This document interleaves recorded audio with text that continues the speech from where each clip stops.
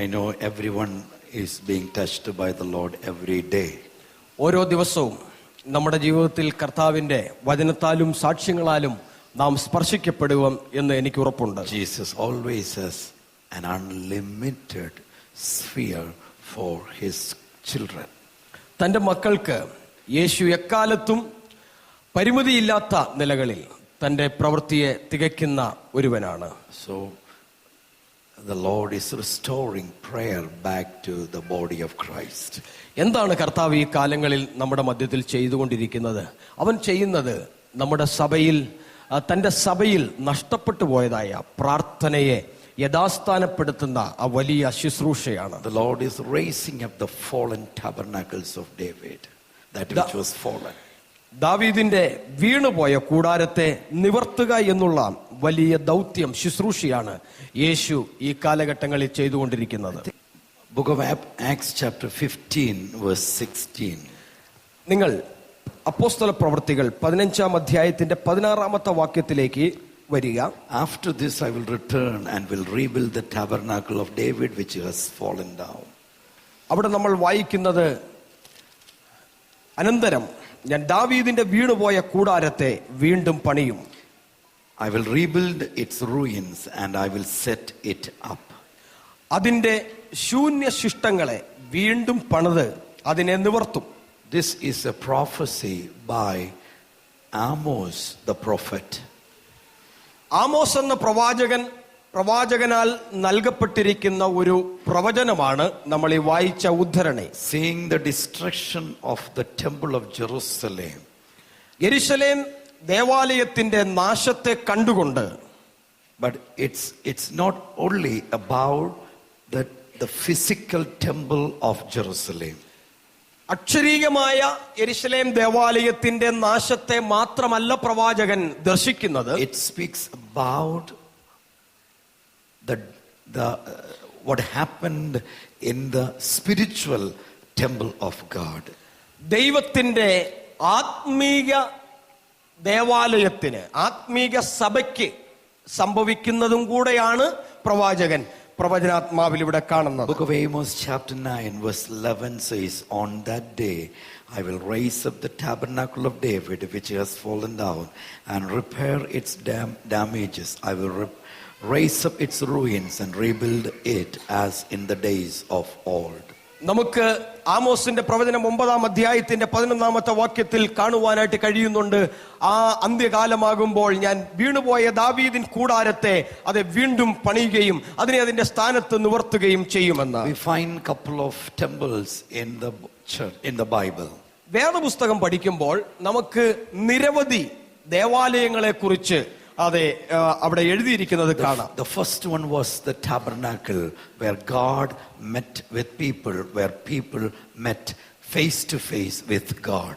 ഒന്നാമത്തേത് ഭൂമിയിൽ ദൈവത്തിന്റെ നിവാസമായിരുന്നത്, ദൈവം ജനത്തെയും ജനം ദൈവത്തെയും കൂടിക്കണ്ടതായ ആ മരുഭൂമിയിലെ സമാഗമന കൂടാരമായിരുന്നു. And the second one was the tabernacle of David.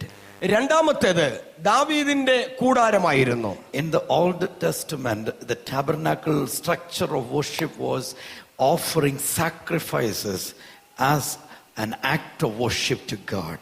ദൈവത്തിന് ആരാധന നൽകുന്നതിന്റെ ഭാഗമായിട്ട് അത് യാഗങ്ങൾ അർപ്പിക്കുന്ന ഒരു പ്രക്രിയയായിരുന്നു ആരാധനയുടെ ആദ്യത്തെ ഇതെന്ന് പറയുന്നത്. But when David became the king, the first thing he did was he brought back the ark of God, the covenant, back to the land and prepared a temporary shed for it.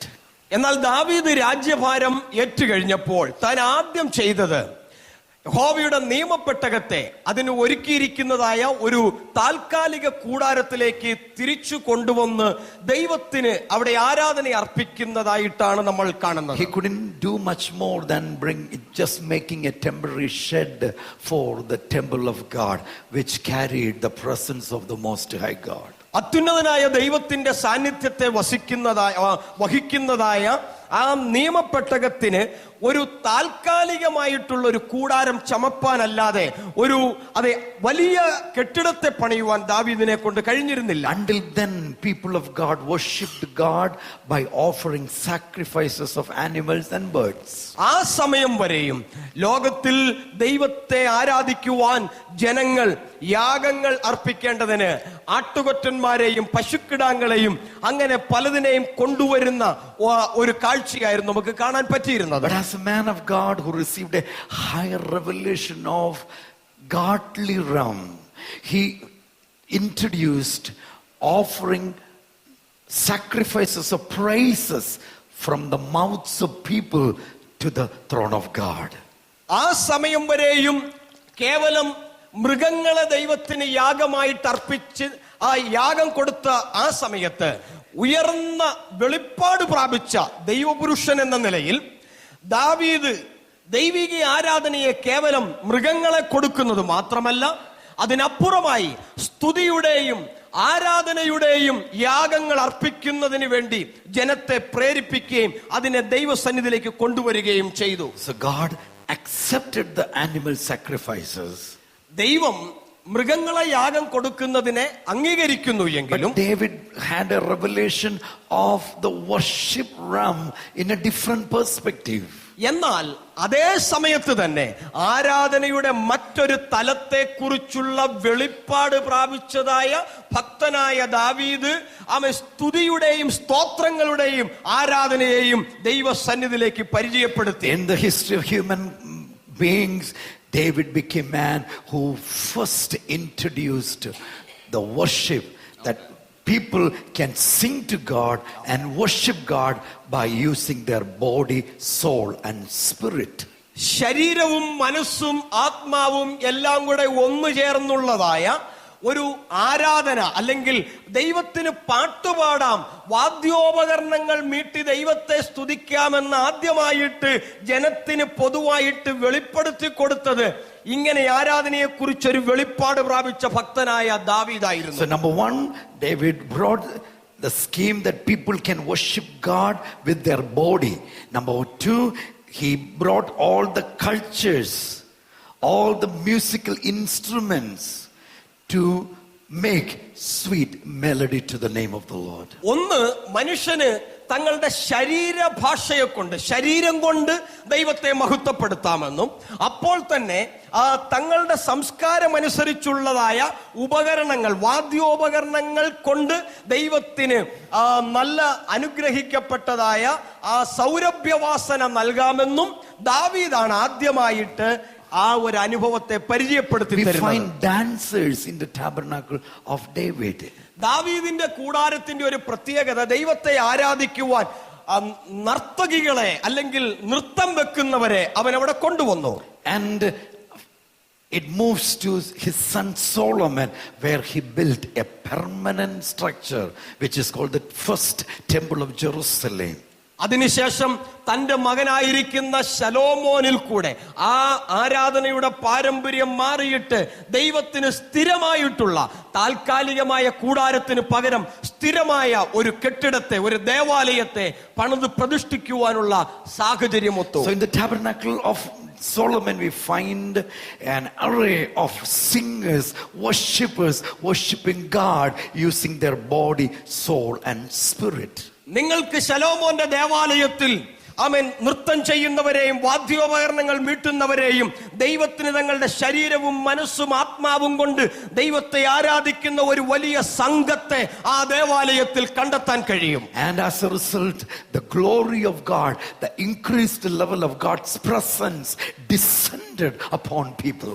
വർദ്ധിച്ചു വന്നതായ ദൈവ സാന്നിധ്യത്തിന്റെ അളവിനെ ശലോമോന്റെ ദേവാലയത്തിൽ ഇങ്ങനെ ആരാധിച്ചവരുടെ നടുവിലേക്ക് അത് വെളിപ്പെടുത്തി കൊടുത്ത ദൈവ സാന്നിധ്യത്തെ നമ്മൾ കാണുന്നുണ്ട്. Worship brings God's presence into our lives. ഇന്ന് ആരാധന എന്ന് പറയുന്നത് ദൈവത്തിന്റെ സാന്നിധ്യത്തെ നമ്മിലേക്ക് കൊണ്ടുവരുന്നതായ ഒരു മുഖാന്തരമാണ്. Tell your neighbor, worship brings God's presence into our system. നമ്മൾ അടുത്തിരിക്കുന്ന വ്യക്തിയോട് പറഞ്ഞേ, ആരാധന ദൈവ സാന്നിധ്യത്തെ നമ്മിലേക്ക്, നമ്മുടെ അതേ സംവിധാനത്തിലേക്ക് കൊണ്ടുവരും. God leaves his heaven to reside with his people. ആരാധനയിൽ സംഭവിക്കുന്നത് ദൈവം തന്റെ ഇരിപ്പിടം ഉപേക്ഷിച്ച്, തന്റെ സ്ഥാനം ഉപേക്ഷിച്ച് നമ്മുടെ മേൽ കടന്നു വന്ന് അവൻ ആവസിക്കുന്നതാണ് ആരാധനയുടെ ശക്തി. Oh, hallelujah. Can we shout then a big hallelujah to the Lord? Hallelujah. ഇന്ന് പകൽക്കാലം അവൻ ആരാധിക്കുന്ന വ്യക്തിക്ക് വേണ്ടി തന്റെ സ്വന്തം സിംഹാസനം വരെ ഉപേക്ഷിച്ചിട്ട് നമ്മുടെ മേൽ ഇറങ്ങി വരുന്ന ദൈവത്തിനും ഒരു സ്തുതിയുടെ ഘോഷം ഈ ഉച്ച കഴിഞ്ഞ് നൽകുവാൻ കഴിയുമോ? Hallelujah. Hallelujah. Can we shout a good hallelujah to the Lord? ഉച്ചയൂണൊക്കെ കഴിഞ്ഞിരിക്കുന്ന സമയത്ത് നമുക്ക് എല്ലാവർക്കും കൂടെ ചേർന്ന് ശബ്ദമുയർത്തി കരങ്ങൾ ഉയർത്തി അത്യുച്ചഘോഷത്തോടെ ദൈവത്തെ സ്തുതിപ്പാൻ കഴിയുമോ? What happens as we praise God? നാം ദൈവത്തെ സ്തുതിക്കുമ്പോൾ എന്താ സംഭവിക്കുന്നത്? As we sing hallelujah to the Lord. നാം ഹല്ലേലൂയ എന്ന് പാടുമ്പോൾ Hallelujah is a combination of two Hebrew words. രണ്ട് എബ്രായ വാക്കുകളുടെ സംയോജനമാണ് hallelujah. Hallel plus Yahweh. Hallel അധികം യഹോവ എന്നാണ് ആ പദങ്ങളുടെ അർത്ഥം. Hallel means praises. ആമേൻ. ഹല്ലേൽ എന്ന് പറഞ്ഞാൽ സ്തുതി എന്നാണ്. Declarations. ഒരു വലിയ പ്രഖ്യാപനമാണ് നടക്കുന്നത്. Appreciations. ആമേൻ. അഭിനന്ദനങ്ങൾ. Loud speaking. ഉച്ചത്തിൽ സംസാരിക്കുന്നു. Hallel. Hallel To Yahweh. ആമേൻ. യഹോവയ്ക്ക് സ്തുതി. Hallelujah. Hallelujah. So hallelujah means അപ്പൊ praises to Yahweh. Amen. Hallelujah എന്ന വാക്കിന്റെ അർത്ഥം എന്താ? യഹോവയ്ക്ക് സ്തുതി. Hallelujah. Hallelujah. As you switch on the television on Harvest TV early in the morning, even just before 6 o'clock, we started singing Hallelujah.